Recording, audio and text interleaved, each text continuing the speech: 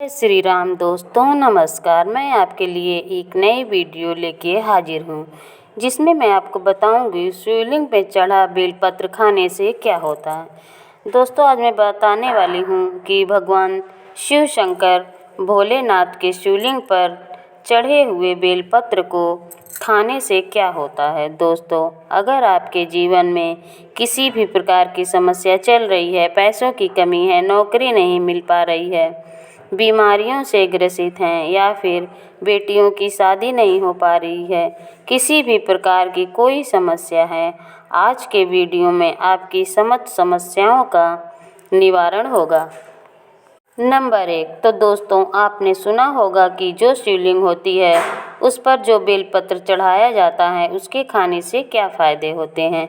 कई बार ये प्रश्न आपने सुना होगा, लेकिन आज आपको वास्तविक बातें पता चलेंगी जो कि आपको कभी भी नहीं पता चलने वाली।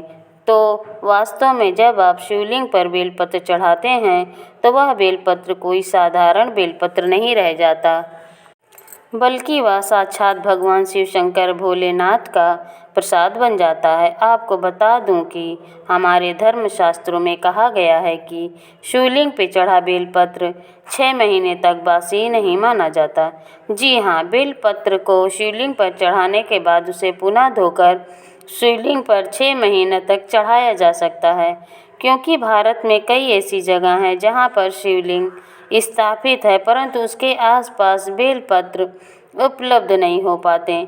इसी वजह से कई लोग बेलपत्र उपलब्ध न होने के कारण पुराने बेलपत्र का जो चूर्ण होता है उसको भगवान शिव शंकर भोलेनाथ को चढ़ाते हैं। ऐसा विधान है। नंबर 2, दोस्तों, बेलपत्र को भगवान शिव जी पर चढ़ाने के पीछे एक पौराणिक कथा है और कथा के अनुसार जब समुद्र मंथन चल रहा था उसी समय समुद्र मंथन के दौरान अमृत के साथ कई और चीज़ें भी निकली थी, जिसमें से एक विष निकला था। विष को आप जहर भी कह सकते हैं और यह विष उसी समय चारों ओर फैलने लगा था। पूरी सृष्टि को विष से बचाने के लिए भगवान शिव शंकर भोलेनाथ ने इस विष को अपने कंठ में धारण कर लिया था, इसलिए महादेव को उस दिन से नीलकंठ भी कहा जाने लगा। परंतु विष के प्रभाव से भगवान शिव शंकर के शरीर का ताप बढ़ने लगा, जिसकी वजह से आसपास का वातावरण जलने लगा। वहाँ देवी देवताओं के प्राचीन के सलाहकारों से सलाह ली कि भगवान शिव शंकर को इस विष से कैसे बचाया जाए। तो दोस्तों, उस समय जो प्राचीन वे सलाहकार थे उन्होंने सलाह दी कि आप शिव शंकर भोलेनाथ को बेलपत्र का सेवन कराइए और भगवान शिव शंकर को उस समय वहाँ जो भी उपस्थित देवी देवताओं ने तत्काल बेलपत्र खिलाया और जल से स्नान कराया। इसके बाद भगवान शंकर के शरीर में जो उत्पन्न गर्मी थी वह शांत होने लगी। तभी से भगवान शिव को बेलपत्र चढ़ाने की परंपरा मानी गई है। नंबर 3, दोस्तों, शिवलिंग पर बेलपत्र अर्पित करने के बाद हमें जल जरूर चढ़ाना चाहिए। इससे भगवान शिव को शीतला मिलती है और उनका आशीर्वाद हमें प्राप्त होता है। हमेशा ध्यान रखिएगा कि 3 पत्ती वाली ही बेलपत्र होती है, वही शिवलिंग पर भोले बाबा को आप चढ़ाइए।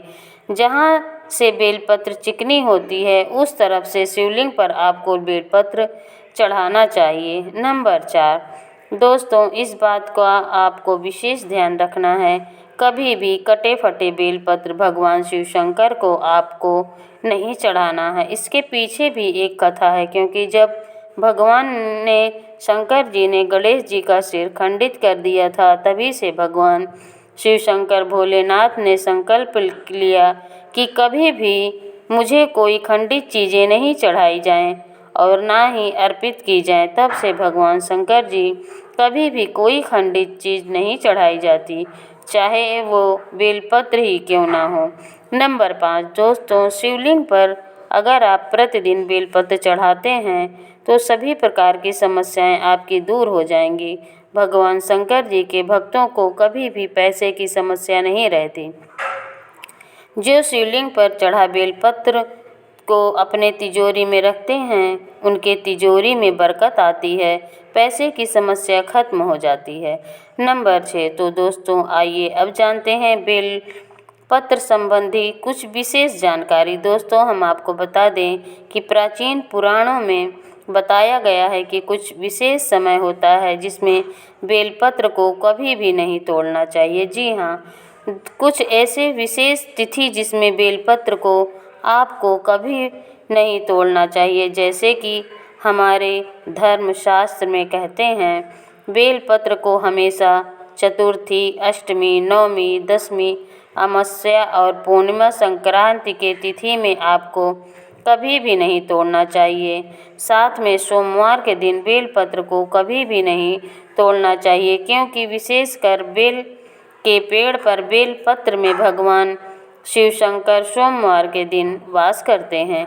क्योंकि बेलपत्र के संपूर्ण हिस्से में भगवान शिव शंकर का वास माना जाता है, इसके मूल में अर्थात जड़ में ब्रह्मा जी का भी वास होता है एवं बेल पेड़ के मध्य भाग में भगवान विष्णु जी का भी वास माना जाता है। और दोस्तों मैं आपको बता दूं कि जो बेलपत्र होता है उसकी पत्तियों में शक्ति मानी जाती है, अर्थात हमारे सभी देवी देवताओं का जो शक्ति होता है वो इसके अंदर समाहित होती है। इसलिए आपको कभी भी सोमवार के दिन बेलपत्र नहीं तोड़ना चाहिए। दोस्तों इसके अलावा प्रतिदिन दोपहर 12 बजे के बाद भी आपको बेलपत्र कभी नहीं तोड़ना चाहिए।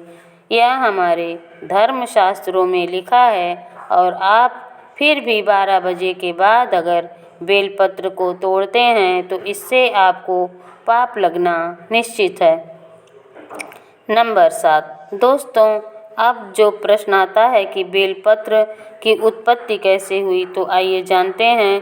तो दोस्तों स्कंद पुराण के अनुसार एक बार माता पार्वती की पसीने की कुछ बूंदें विंध्याचल पर्वत पर जा गिरीं। इससे वहां एक पौधा उगाया जो बाद में बेलपत्र के नाम से जाना जाने लगा और बेलपत्र के रूप में पूजनीय हो गया। नंबर 8, तो आइए अब इस वीडियो में जानते हैं कि बेलपत्र को खाने के क्या फायदे होते हैं। देखिए, जब बेलपत्र को भगवान शिव शंकर भोलेनाथ जी की शिवलिंग पर चढ़ाते हैं तो वह बेलपत्र सिर्फ एक बेलपत्र नहीं रह जाता, बल्कि यह भगवान शिव का प्रसाद बन जाता है, जो कि असाध्य बीमारियों को दूर करने में, आपकी पीड़ा को हरने में एवं जीवन में चल रही सारी समस्याओं को दूर करने में सामर्थ्यवान है। क्योंकि बेलपत्र को भगवान का प्रसाद के स्वरूप माना जाता है, इसलिए वह आपके लिए अमृत जैसा बन जाता है। नंबर 9, तो आखिरकार शिवलिंग पर चढ़े बेलपत्र को नित्य रूप से खाने से क्या फ़ायदा मिलता है और क्या बदलाव आते हैं हमारे जीवन में। दोस्तों शिव जी पर चढ़ा बेलपत्र को खाने से शरीर के सभी प्रकार के रोग दोष दूर हो जाते हैं। शरीर में जितने भी रोग होते हैं, अगर आप बेलपत्र नित्य रूप से खाते हैं तो आप रोगों से बचते हैं। वात दोष, पित्त दोष, कफ दोष, जो भी 3 प्रकार के दोष बताए गए हैं, और इन्हीं 3 प्रकार के दोषों की वजह से आपके शरीर में अन्य दोष उत्पन्न होते हैं। अगर आप अपने जीवन में बिना रोगों के रहना चाहते हैं तो आपको बेलपत्र का नित्य सेवन करना चाहिए।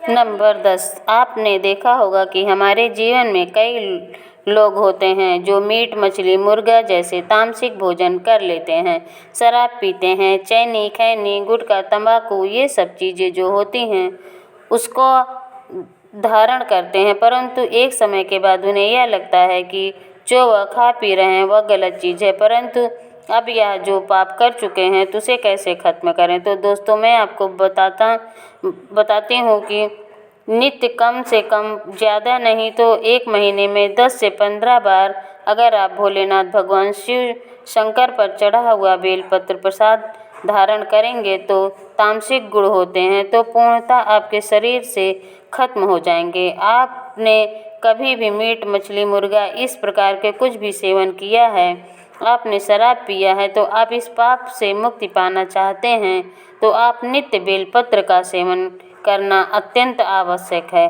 इसके सेवन से आपका शरीर शुद्ध होता है। आप अपने अशुद्ध शरीर को पूर्ण रूप से स्वस्थ बनाने के लिए पूर्णता संपन्न पा जाते हैं। आपको भगवान शिव शंकर भोलेनाथ के इस प्रसाद को ग्रहण करना अत्यंत आवश्यक है। आज से ही शुरू कर दीजिए। नित्य 5 बेलपत्र खाइए, 3 सुबह और 2 शाम में खाइए। अगर नित्य खाते हैं तो यह आपके शरीर में तमस गुण को समाप्त कर देगा। किसी भी प्रकार की बीमारियां हैं पूर्णतः समाप्त कर देगा। बेलपत्र खाने से आपका भाग्य भी बदलने लगेगा। आपका भाग्य बलवान हो जाएगा। दोस्तों, कैसे भी आपके दुर्भाग्य हों, जिस समय से आप बेलपत्र खाना शुरू कर देंगे आपके दुर्भाग्य सौभाग्य में बदल जाते हैं। आपकी किस्मत, आपके तकदीर फिर आपके अनुरूप चलने लगती है। नंबर 11 दोस्तों, आयुर्वेद में भी कहा गया है कि बेलपत्र को खाने से आपका जो रक्त होता है, खून होता है, वह साफ होता है।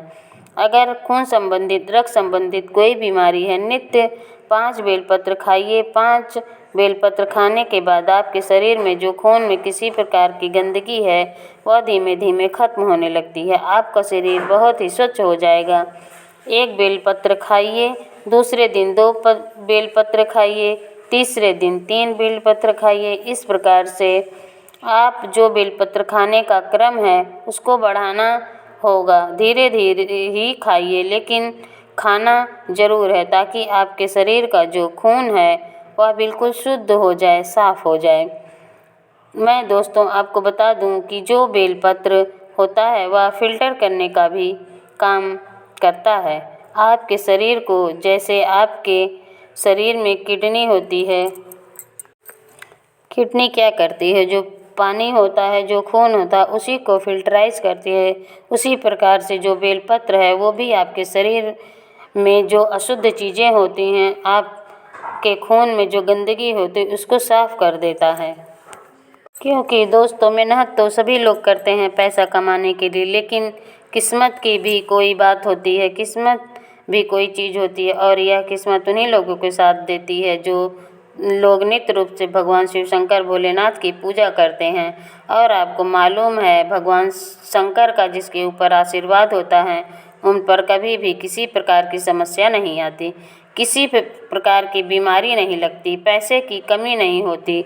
दोस्तों, आपके जीवन में खुशी कम है, आपके पास पैसा है लेकिन खुशी नहीं है, शांति नहीं है, आपके मन में हमेशा समस्या बनी रहती है, किसी भी प्रकार की उलझन बनी रहती है, तो आप विश्वास मानिए, आप बेलपत्र का सेवन करिए, हमेशा आपका मन शांत रहेगा, किसी भी प्रकार की कोई समस्या नहीं आएगी। आजकल मैं दैनिक जीवन में देखा गया है कि लोग छोटी छोटी बातों में चिड़चिड़े हो जाते हैं, गुस्सा करने लगते हैं, घर में रहने वाले लोगों में आपस में लड़ाई झगड़ा करने लगते हैं, क्योंकि उनका मन वह शांत नहीं होता। यही वजह है, अगर आप बेलपत्र का सेवन करेंगे तो यह सारी समस्याओं का समाधान आपको मिलेगा।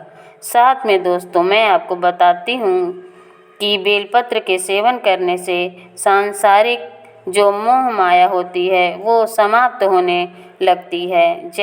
आपको ज़्यादा पैसा कमाने की इच्छा नहीं करेगी, फिर आप जितना पैसा कमा रहे हैं उसी में खुश रहेंगे। दोस्तों, आपको बता दूं कि भगवान शिव शंकर का जो प्रसाद है, अगर आप उसको ग्रहण करते हैं तो आपके जीवन में किसी प्रकार की समस्याओं का निवारण होगा। तो दोस्तों, ये थे बेलपत्र से जुड़े कुछ खास जानकारी जो हमने आपको बता दिए हैं। उम्मीद है आपको यह जानकारी अच्छी लगी होगी। तो वीडियो को एक लाइक कर दें और चैनल को सब्सक्राइब कर दें, और ऐसी ही और जानकारी जानने के लिए चैनल सब्सक्राइब ज़रूर कर लें। धन्यवाद।